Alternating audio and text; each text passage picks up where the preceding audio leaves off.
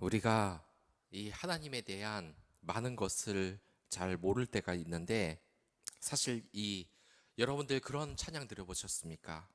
그 크신 하나님의 사랑 표현할 길 없어라라는 이 찬양. 형언할 수 없는 이 사랑이라는 것. 그렇기 때문에 이 시편이 우리가 어떻게 하나님을 찬양해야 될까? 입술로 어떻게 찬양해야 될까를 이렇게 줄줄이 말해주고 있는 것입니다. 하나님의 이 사랑. 그런데 얼마나 아름답게 우리의 입술로 그분을 찬양드릴 수 있을까? 얼마나 아름다운 노래로 하나님을 찬양드릴 수 있을까? 제가 이 신대원에 다닐 때 그 같은 룸메이트 중에서 노래를 잘 부르는 전도사님이 있었습니다. 근데 그 전도사에 대해서 늘 말할 때는 노래를 잘하니까 여자에게 인기가 많다. 이 노래라는 것은 사람의 감정을 건드리는 것 같습니다. 그리고 이 시라는 것도 노래라는 것도 운문이라고 하는데 이 말에 운율이 있고 아름다운 가사가 또 있다는 것입니다. 노래를 들으면 우리가 그 마음이 정서적으로 안정이 되고 더욱더 낭만적이 되는 것. 여기 이 시편을 한번 보시기 바랍니다. 시편을 보면은 얼마나 이렇게 하나님의 이 말씀이 아름답게 느껴질 수밖에 없나 이러한 것이 계속해서 나오게 됩니다. 하나님께서는 이 세상을 창조하셨습니다. 그리고 하나님께서 창조하신 이 세상은 정말 얼마나 아름다운지 그것에 대해서 지금 이야기를 하고 있는데 그 아름다움을 형언할 수 없을 정도라고 합니다. 여기서 보니까 이 하나님이 만든 이 자연, 눈곡간 우박 창고를 보았느냐? 우리가 이 하나님의 이 섭리를 얼마나 시적으로 나타내고 있는가? 이런 것을 우리가 잘 볼 수 있습니다. 우리가 말을 잘하는 사람을 보면 또 노래를 잘하는 사람을 보면 그 낭만적인 가사와 운율에 의해서 그 마음이 빼앗기듯이 지금 하나님께서 직접 이 시 같은 운율 같은 것을 욥에게 말해 주시는데 그 언어가 너무나 아름답습니다. 눈곡간 우방차고를 보았는가. 이제 크리스마스가 다가오는데 이 눈곡간이 한 번쯤 더 열렸으면 하는 그러한 마음이 있지 않습니까? 아름다운 이 세상에 하나님이 눈곡간을 열어주셔서 이 세상을 하얗게 아름답게 물들어 주셨으면 참 좋을 것 같습니다. 그리고 이 우박창고는 전쟁의 때를 위해 지금 남겨두었다고 합니다. 여러분들, 저는 초등학교 6학년을 제외하고 우박을 그렇게 많이 본 적이 없습니다. 그때 초등학교 6학년 때 수원에 무섭게 우박이 내리는데 그때는 정말 제가 죽는 것은 아닌지 하는 생각을 하게 됐을 때입니다. 우박을 맞았는데 몸이 너무 아픈 겁니다. 죽을 것 같은 겁니다. 그리고 길거리에 세워놓던 이 차도 남김없이 이 우박을 맞고 아마 겉이 많이 상했을 겁니다. 말로는 이 우박 때문에 맞아서 죽는 사람이 생긴다 그러는데 저는 그때 몰랐습니다. 우박을 맞아서 죽는다는 게 말이 될까? 요만한 걸 맞고 죽는다는 게 말이 될까? 하지만 그날 그 우박덩이를 한 1분도 안 되는 시기에 온몸으로 맞았는데 죽는 줄 알았습니다. 그 우박을 그때 이후로는 제가 맞아본 적이 단 한 번도 없습니다. 그때가 아마 12살, 13살 때였으니까 30년 가까이 이 우박을 맞아본 적이 없는 것입니다. 그러나 이 우박 창고를 하나님이 여시지 않는 이유가 뭐겠습니까? 23절에 나오는데 환난과 교정과 전쟁의 날을 위해서 이것을 남겨두었다고 합니다. 저는 까마득해 잊고 있었으나 하나님의 이 우주적인 섭리는 계속해서 돌아가고 있었던 겁니다. 또한 누가 이 홍수를 위해 물길을 터주었나?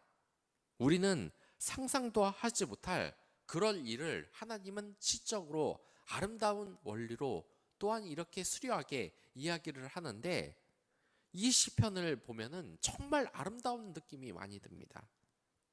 우리가 사는 이 자연이, 그 아름다움이 하나님의 말의 이 언어로 인해서 아주 수려하게 잘 나오고 있는 것입니다. 저는 가끔 교회에서 제가 설교를 해도 은혜를 전혀 못 받는 이 성도님들을 자주 보게 됩니다.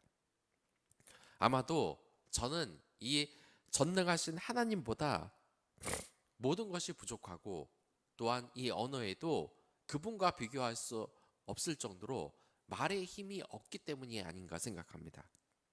그러나 이렇게 하나님의 언어가 수려하고 말이 수려하는 것, 또한 이 하나님의 그 언어가 감동이 있다는 것은 우리가 살아가면서 하나님의 그 힘을 빌리면서 살아야 된다는 것입니다.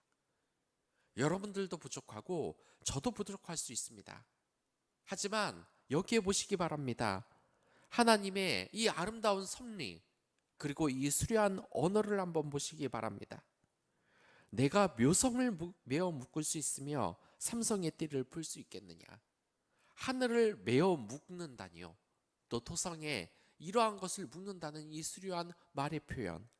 또한 별자들을 각각 제때 이끌어내며 또한 하늘의 궤도를 아느냐. 그 법칙을 땅에 베풀게 하였느니라 라는 말을 보면은 이 하나님의 놀라운 섭리가 우리에게 얼마나 놀라운 그 감정을 성사하는지가 아주 잘 나와 있다는 것입니다. 내가 목소리를 구름에까지 높여 넘치는 물이 내게 덮이게 하겠느냐.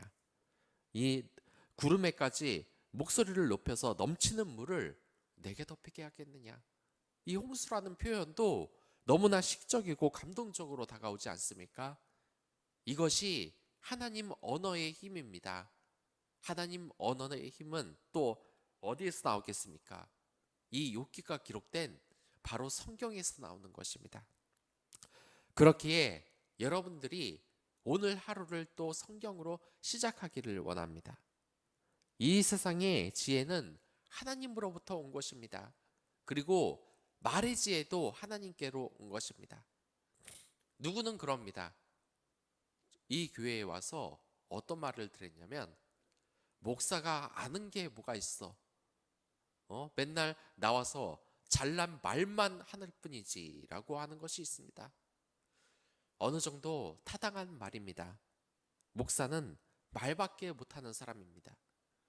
물론 적극적으로 선행을 하는 목사들도 있고 이 세상을 살아가는 목사들도 있는데, 결국 목사의 권위는 어디서 나옵니까? 말씀을 선포할 때 나옵니다. 그런데 이러한 목사님이 그 세상에서 말밖에 하지 못한다라고 조롱하는 부류들도 물론 있습니다. 하지만 바로 알아야 하는 것이 있습니다. 이 오늘의 수려한 하나님의 이 언어는 감동적으로 저에게 다가옵니다. 그리고 이 성경 말씀은 사람들 마음속에 감동을 주며 그들의 마음을 흔들어 놓습니다.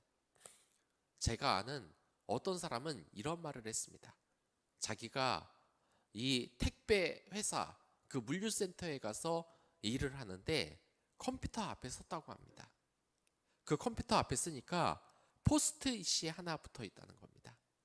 거기에 뭐가 적혀져 있냐? 성경 구절이 적혀져 있었다고 합니다. 그 성경 구절이 그 사람에게 어떻게 다가왔냐? 힘들고 지치고 하는데 나는 하나님을 믿지 않았지만 그 성경 요절을 보자 마음이 회복되는 것을 느꼈다고 합니다. 이게 성경의 말인 것입니다. 또한 이 병원에서 환자들이 성경 말씀을 들을 때 얼마나 위로를 받는지 아십니까? 얼마나 회복이 되는지 아십니까? 우리에게 말씀이라는 것은 바로 이러한 것입니다. 아름다운 하나님의 말씀, 그것에 대해서 이제 하나님은 욥에게 되돌려 줍니다. 욥이 그렇게 하나님께 따지고 무언가 잘못되게 됐다고 질문을 하지만 이제는 하나님께서 욥에게 질문을 합니다. 이 아름다운 시적인 이 질문에 욥은 단 한마디도 대답을 할 수가 없습니다. 왜냐? 그도 부족한 인간이기 때문입니다. 하나님의 그 위대한 섭리를 많이 안다고는 했지만 단 하나도 깨닫지 못한다는 사실을 욥이 알았기 때문입니다. 우리가 이러한 겸손함을 가져야 하는 겁니다. 우리가 아는 것이 무엇이 있겠습니까? 이 성탄절이 왜 12월 25일이 됐는지, 그리고 코로나로 인하여서 왜 다시 위드 코로나가 들어가고 다시 코로나가 우리를 두렵게 하는지, 앞으로 어떤 일이 벌어질지 우리가 아는 것이 무엇이 있겠습니까? 다만 하나님의 이 놀라운 은혜를 구하십시오. 그러면서 하루를 살아가십시오. 놀라운 하나님의 이 언어의 힘으로 여러분 주변 사람들을 칭찬하고 그들에게 사랑의 말을 전파하시기 바랍니다.